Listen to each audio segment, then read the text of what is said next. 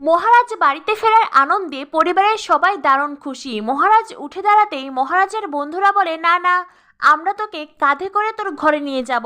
এই বলে মহারাজের চারজন বন্ধু মিলে মহারাজকে কাঁধে তুলতে চেষ্টা করে, কিন্তু না, তারা মহারাজের পাটাও নাড়াতে পারছে না। আর সেটা দেখে সকলেই হাহা করে হেসে ওঠে, এমনকি পূর্ণিমাও মিটমিট করে হাসছে।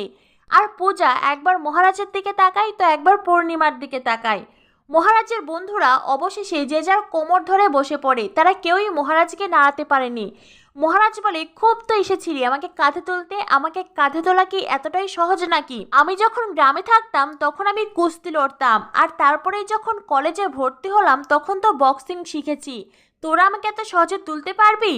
পূজা মনে মনে ভাবতে থাকে, ওনার কত গুণ, উনি কত কিছু জানেন। তখনই অনি আর রিয়া বলে, আর দাবাটা কার থেকে শিখেছ জামাইবাবু? অনি রিয়ার কথা শুনেই মহারাজ খানিকটা উদাস হয়ে যায়, নিজের মায়ের দিকে তাকায়, আর তারপরেই বলে, আমাকে দাবা খেলা মা শিখিয়েছি। সুবিনয় বলে, সে তো ছোটবেলায়, সুখের সময়, তখন আমাদের অনেক সুখ ছিল, অনেক সুখ।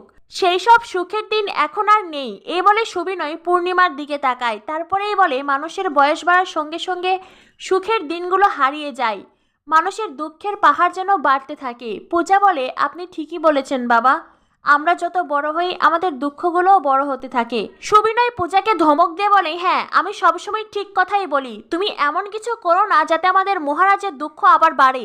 এই বলে সুবিনয় আবারও পূজাকে ধমক দেয়।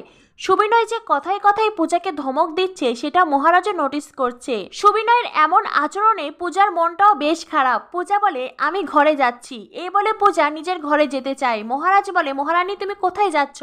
এখানে তোমার কাজ আছে। পূজা বলে, কাজ? আপনার কি খিদে পেয়েছে? আমি কি আপনাকে খেতে দেবো?